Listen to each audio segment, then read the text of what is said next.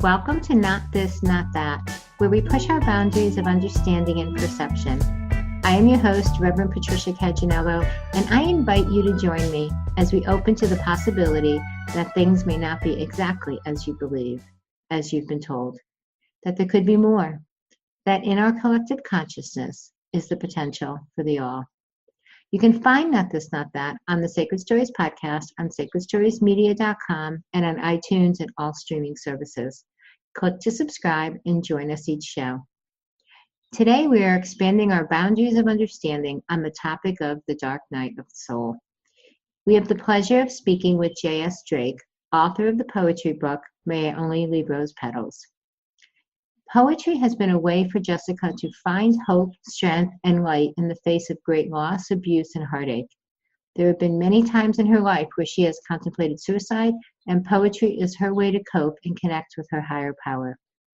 She hopes that by sharing her poetry, she can bring others home to the truth that they matter and they have a purpose. So welcome J.S. Drake to Not This, Not That. Thank you, Patricia. Yeah, I'm really happy to have you here on the show today. And I just wanted to thank you for having the courage to share your heart to help others. It's difficult to live through our dark nights of the soul once. Then writing and then talking about them takes a special kind of courage. Yes, the dark night of the soul has really been for me a catalyst to write this poetry book. So I really appreciate you inviting me to talk about it. Yeah, so you described the experience of the dark night of the soul as a period of collapse of one's conceptual view of the world where everything seems dark and meaningless. Can you explain that a little more? Yeah, I actually first learned about that definition through Eckhart Tolle. It kind of helped me create a context for what I was going through. So really, it truly is a collapse of meaning in life.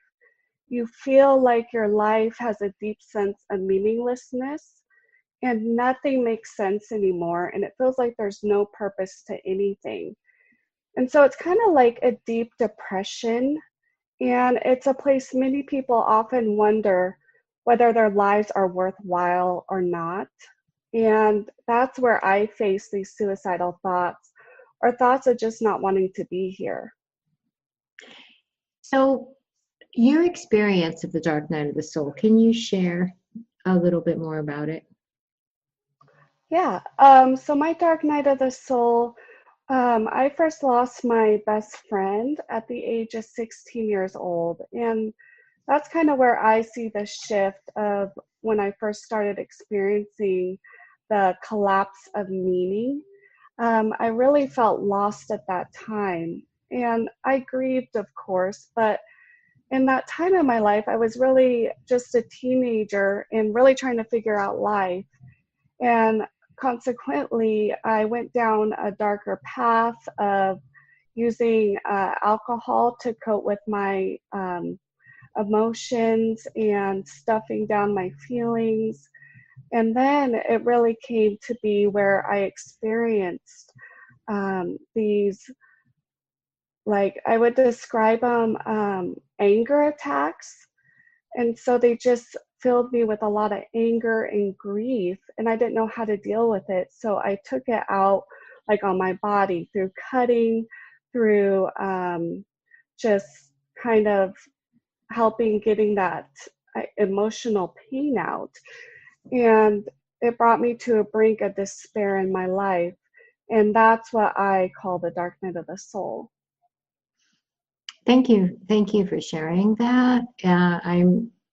I really hope that your work expands and is able to reach many people, because myself being a former educator, I can think of so many young people that could benefit from having someone like yourself to talk with or to read about or experience your writings in support of them.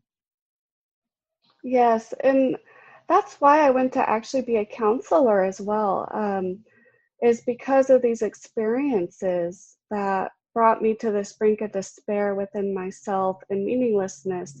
And I wanted to help other people in this space. And so that's why I started out being a counselor. But I felt like I wasn't reaching the audience I wanted to reach. So I just had like divine inspiration to put all this pain into poetry. So, what kind of advice can you give someone, or what can someone do when they are in an experience of the dark night of the soul? Well, first of all, I would say to this person that you are not alone. And I think I would have loved to hear this at this time in my life, because I felt so alone in this experience. And I really had no one that I knew, at least, that was going through the same dark period. And I know now that everybody pretty much goes through this, but at the time I didn't. And the truth is that we are our purpose. And so the dark night of the soul, we feel we don't matter. We feel we don't have a purpose. And what I want people to know is you are your purpose, just as you are, where you are. Everything is unfolding perfectly. And even if you cannot see it, it does not change the fact that you matter and that you are just as important and loved as anyone else. And so just letting people know that even in this experience of feeling alone and feeling like in this dark space, that God made you unique, and there is no one like you in the whole world. And the truth is, you are enough for God. And so what I came to realize is, if I'm enough for God, then I'm enough for me. And that allowed me to really find my purpose in life. And I just want to give other people the permission to see that as well. So, a higher perspective, you speak of God and you speak of purpose. What kind of higher perspective of someone going through a dark night of the soul do you think there is? What's the why with this? So, a higher perspective for me is that I believe this experience of the dark night of the soul allows us and teaches us to see ourselves as intrinsically worthy. So this worth is born from within and is not affected by the ever-changing outer circumstances of life. So in life, we tend to place our purpose and our mattering on objects and material pursuits, or just finding something that gives us meaning. But in the dark night of the soul, where we lose all context of meaning in life and where everything seems meaningless, we come to a place within ourselves where we find that worth within, no matter what the circumstances in life are. So even if my life does not meet my pictures of what I would want it to look like, in this space, I have come to realize that I matter and that I have a purpose no matter what the seasons of life I'm in. Do you consider that a gift? I do. I don't think I would have realized that otherwise without experiencing these dark nights of the soul. It really gave me perspective and strength, because when life is so ever changing, the strength has to come from a connection within ourselves and to our higher power. Because this life on earth, it's what's the word? It's not infinite. So this experience of our human selves in this now moment is ever changing, and so it is a gift. Your poetry book, May I Only Leave Rose Petals. First of all, that is just an absolutely beautiful title.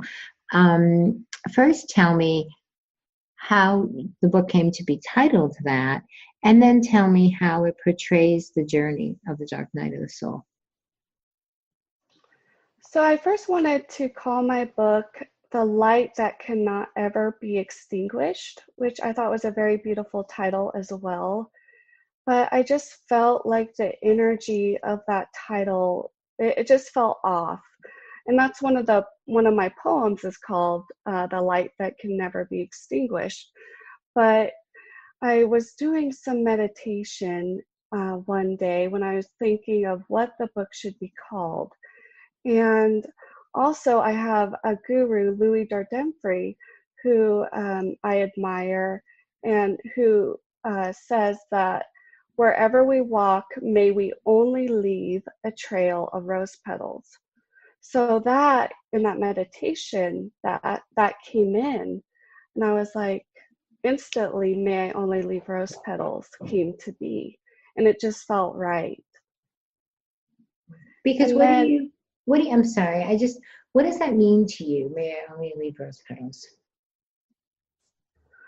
so in my journey, I called it from thorns of pain to petals of peace, because in my journey, in the beginning, I didn't leave only rose petals because I was projecting. I had all this anger, I had all this blame, I had all this victim consciousness, and I was really harming myself and harming other people through my view of the world and all this pain within me. And so from thorns of pain to petals of peace, I aspire to only leave rose petals wherever I walk now, wherever I am, even if it's just in a grocery store, to smile at somebody or lift somebody's day up in such a way through a comment or gesture. And may I only leave rose petals, it just speaks to my soul. I feel that roses, for me, hold love, unconditional love, and purity and innocence. And so it really speaks to me that wherever I go, may I only leave rose petals. And so your book, how does it portray the dark night of the soul? So it's really a poetic unfoldment, and it's split into chapters that describe the process of the dark night of the soul and the coming to truth. So the first chapter, for example, is after the introduction, is called The Forgetting. And this is the part of the journey where we forget who we truly are, and we forget our divine nature. We believe we are separate from God. And then it goes into the path of separation. So all the doubts, the fears that I face. And then near the end of the journey is where I become more liberated and more open to the truth that I am one with God. And so it's just this unfoldment of discovering and sharing my journey with the reader. And hopefully, the reader and I both come to a place of purpose and self discovery where we realize that no matter what, we are good enough for God. So the first chapter is the forgetting, and then there's 9 chapters total, but the last chapter is titled The Homecoming. The Homecoming. Yeah, that's really beautiful. So Jessica, what advice would you give others who feel they have no purpose? Or, you had mentioned before that what helped you was being told you matter, right? And that you do have a purpose. But when someone feels they have no purpose, that sometimes that's not enough. They feel that they don't believe those words, right? It doesn't relate to them. It's somebody else that has a purpose, but it's not them. So how did you go from that feeling to actually believing it, to living it, to help share that message with others? So for me, it took a lot of consistency and faith and trust in God. And I think if someone is in that place of feeling they have no purpose, if they can just sit with that and go within and kind of start that communication with their divine selves. And I use tools. So for me, it was kind of baby steps. So, I mean, tarot, runes, like the writing. So writing was very healing for me. For some reason, for me, God spoke when I started writing a poem. So the hurt and pain I was going through, I'd put it in a poem, and then it would kind of transform into this advice from my higher self that just ended up on paper. And then I would read it afterwards and be like, wow, that is so deep. That's just for me.